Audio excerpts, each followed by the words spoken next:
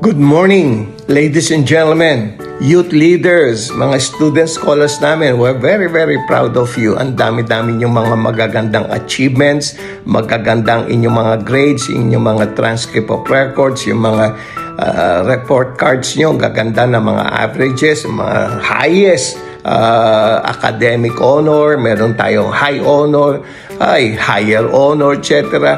Ang dami, tutuwa po kami. At I would like to let you know, malapit na ang conclusion doon sa tinatawag nating Hoy Maharlika Dr. Chito Colliantes Excellence Awards.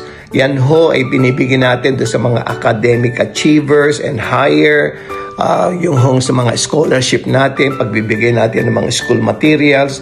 Ganon din ho yung pagbibigay ho natin ng karangalan doon sa mga magagaling sa sports, basketball, swimming, diving, yung tinatawag na mga volleyball na yan.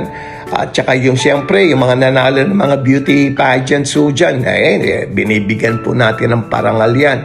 Ganon din po yung mga naando sa mga science at marami pa hong iba, especially yung leadership. Kasi we are more focused on youth volunteerism through training, development, education, and of course on their own personal sa leadership at saka community services. Katulad ho ng food sharing natin o food feeding na tinatawag nyo.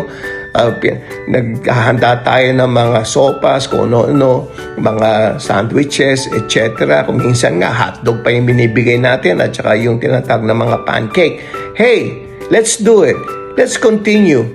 However, you're subjected to comply with our requirements, of course. Especially mga attitude nyo, yung mga video nyo doon sa yung iba magaganda pero yung iba hindi po acceptable sa amin. But anyway, get ready for the Dr. Chito Colliantes Excellence Award. Comply.